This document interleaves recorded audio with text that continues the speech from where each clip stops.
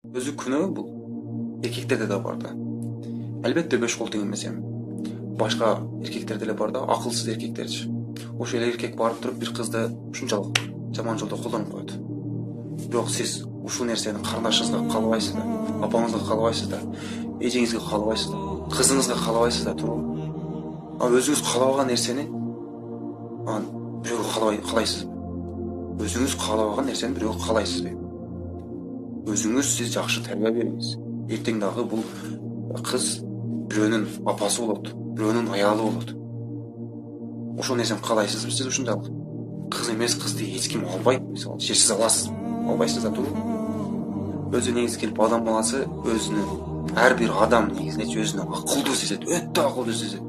А мен ошол айткан нерсемди дагы, бул эмне деп атат, бул ким мага? Бул чубак ажуу же түшкүр ажуу дейт.